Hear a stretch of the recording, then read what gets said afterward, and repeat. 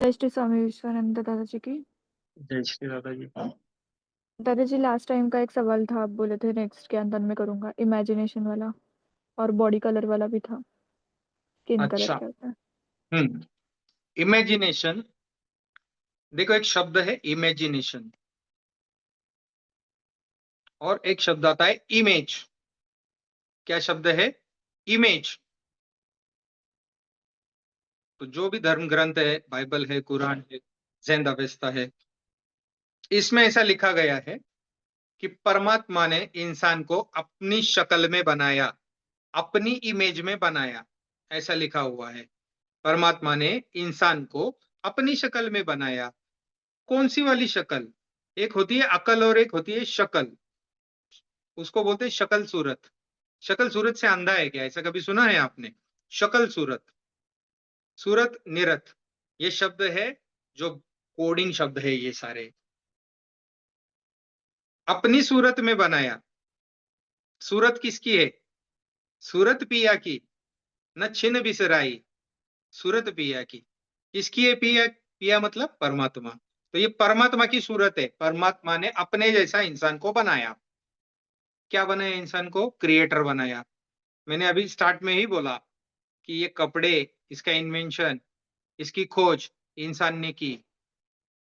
कोई भी प्राणी आज तक कपड़े नहीं बना पाया, ना कोई हॉस्पिटल्स बना पाया। तो ये सारा क्रिएशन जो है वो इंसान करता है। समझ गए? तो सवाल क्या था आपका? इमेजिनेशन का कोडिंग। तो ये इमेज में बनाया गया है ना। और उसको अगर कोडिंग में आप देखोगे तो पहला शब्द है आई, दूसरा शब्द है एम, और तीसरा शब्द है एज। एज का मतलब क्या होता है? वय, यानी काल। कितना समय आप जी लिए उसको बोलते हैं एज। मेरी आज की एज मतलब काल, कितना टाइम। तो आई एम एज का मतलब मैं ही काल हूं। मैं काल हूं। सिंपल। इमेज। तो जैसे ही आप इमेज में आ गए, आप किस में आ गए? काल भगवान आपके अंदर आ गया। ओम काल मर जाए, सोहंग जीव फिर गोता खाए। कबीर जी क्या बोलते? ओम काया। ओम काया। क्या बोला है? ओम काया मर जाए, सोहंग। सोहंग का मतलब क्या? श्वास अंदर लिया तो सो, और नीचे छोड़ा तो हम। उसको सोहंग बोला है उन्होंने। ओम काया, काल काया मर जाए, सोहंग जीव। जीव किसको बोला है? सोहंग के साथ में जो बैठा हुआ है वो जीव है।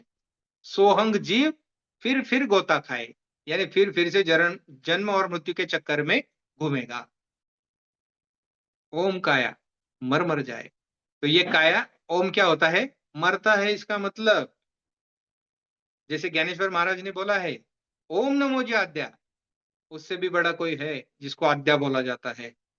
तो ओम काया मर जाए, सोहंग जीव फिर गोता खाए। लेकिन जो जीव का भी नाम जपते हैं, कबीर जी उनके लिए आगे बोलते हैं, सोहम सोहम जपी मुआ, मिथ्या जन्म गवाए। ये सोहम सोहम करते बेटा, श्वास आ रही है, श्वास जा रही है, श्वास आ रही है, जा रही है।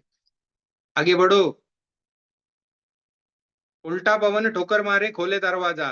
उल्टा चलो। अभी श्वास तो अंदर जाने वाली है शरीर में।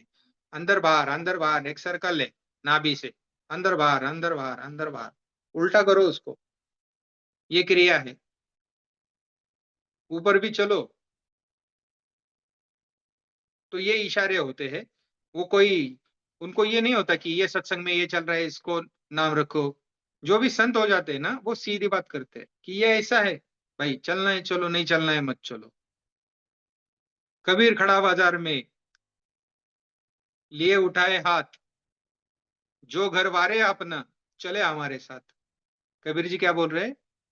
कबीर खड़ा बाजार में लिए उठाए हाथ, जो घर वारे अपना, जो अपना घर छोड़ने के लिए तैयार हो, वो मेरे साथ आ जाओ, चले हमारे साथ।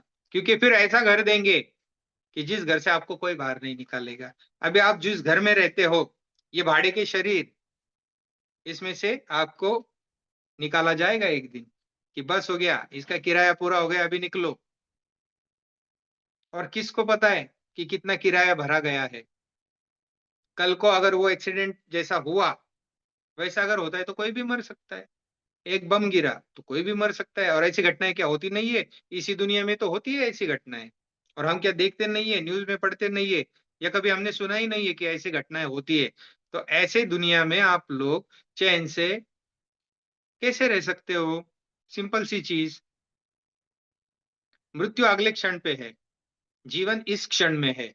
तो जीना सीखो, करो कुछ भी। अगर आपको लग रहा है कि हाँ, ये आनंद करने से मुझे अच्छा लगता है, करो और मरो। लेकिन उसके आगे भी तो सिस्टम होगी, जिसने ये सिस्टम बनाई, क्या उसको वो सिस्टम नहीं बनानी आएगी? तो सारी दुनिया है आपको प्राणी बनाने पे तुली है कि आप प्राणी से बन गए। अरे जिसको सब कुछ बनाना आता, पृथ्वी बनानी आती, ये पेड़ बनाने आते हैं, पशु-पक्षी, पौधे सब कुछ बनाने आते हैं, क्या उसको इंसान बनाना नहीं आएगा? कैसी बात करते हो? कैसे दिमाग में ऐसा मान भी लेते हो कि ऐसा हुआ होगा? हाँ, प्राणियों के जीन्स के साथ में इंसानों के जीन मिलाए गए, एक नया प्राणी बनाने के लिए। लेकिन ये तो हद हो गई कि हम प्राणी से ऊपर आ गए। ये समझे नहीं, भारतीय अध्यात्म को ये लोग समझे नहीं। भारतीय अध्यात्म बोल रहा है 84 लक्ष, 84 लाख जून में आप घूम के आते हो, फिर मनुष्य का जन्म मिलता है। ये डिवाइन की बातें, वो आप फिजिकल में उतार रहे हो। मनुष्य अमर हो सकता है। सनातन अध्यात्म बोल रहा है कि मनुष्य अमर हो सकता है।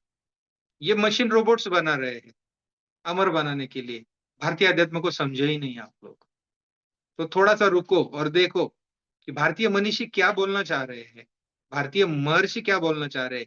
बुद्ध क्या बोल के गए? अपना दिए खुद जलाओ, अप्पदीप भव, स्वयं प्रकाशित हो जाओ।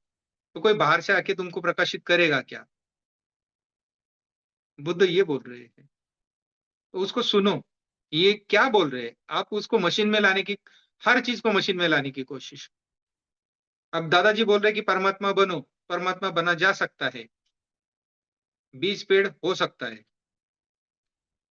ये बोलते हैं कि रोबोट्स बनाओ, आँख पे वीआर वो जो लगाते हैं, वो लगाओ, दुनियाएँ बनाओ, गेम खेलो, इससे थोड़ी ना होगा।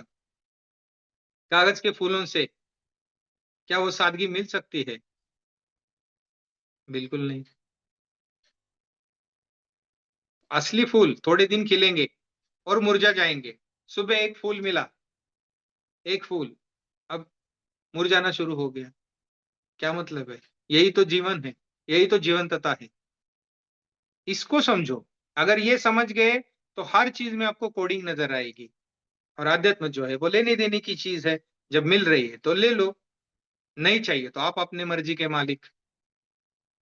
लेकिन क्या सच में आप अपनी मर्ज़ी के मालिक हो? अपनी मर्ज़ी से तो नींद में नहीं जा सकते, ना उठ सकते। कहाँ पर है आपकी मर्ज़ी? मरकर ही जीना मर्ज़ी है। जो मरा वही जिया। जो मृत्यु में मरता नहीं है, फिर उसे कोई मृत्यु मार नहीं सकती। कोई मृत्यु नहीं मार सकती उसको, क्योंकि वो नहीं मरा। और जो मृत्यु से पहले मर जाता है, फिर उसके लिए मृत्यु नहीं है। तो कौन-सी मृत्यु की यहाँ पर बात हो रही है? ये अहंकार के मृत्यु की बात हो रही है, जो पहले बताया गया। 5 शरीरों की मृत्यु, अहंकार की मृत्यु। इस मृत्यु की बात हो रही है। आप कौन से सिर्फ़ ये शरीर को शरीर मान रहे हो। तो ये साक्षात्कार जब होंगे, तो ये सारी चीज़ें आपके सामने प्रकट हो जाएगी अपने आप। जैसे एक बीज को आप दबाते हो ज़मीन के नीचे, और जैसे ही उसको पानी देते हो, वो जब रुत आती है तो, या उसके कुछ दिन के बाद उसमें क्या आती है, कॉम्प्ले फूट आती है। यानी उसमें क्या आ जाते हैं, स्प्राउट आ जाते हैं। तो वो अपने आप आए, आपने थोड़ी ना प्रयास किया। ये तो यूनिवर्स से हुआ, ये तो लॉ ऑफ वन से हुआ। ये सारी चीज़ें जो भी होती रही है, अलग-अलग नाम दे दो, गोल्डन रूल बोलो, जो बोलना है बोलो, कॉन्शसनेस बोलो, जो बोलना है बोलो। तो ये इस तरीके से होगा। कैसे रहना है ये दुनिया में? कबीर खड़ा बाज़ार में, माँगे सबकी खैर। कबीर खड़ा बाज़ार में, माँगे सबकी खैर। नहीं किसी से दोस्ती, नहीं किसी से बैर। अपनी किसी से ना दोस्ती है, ना बैर है।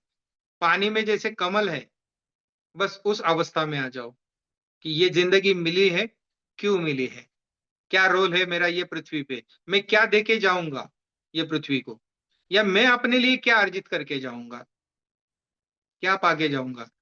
तो प्राप्ति और दादाजी ये दो शब्द है, सब कुछ भूल जाना लेकिन ये दो शब्द कभी नहीं भूलना। वो दो शब्द है प्राप्ति और दादाजी। प्राप्ति ही मुक्ति है, मुक्ति ही प्राप्ति है। कौन सी मुक्ति? परम मुक्ति। 360 डिग्री वाली मुक्ति की यहाँ पर बात नहीं हो रही है।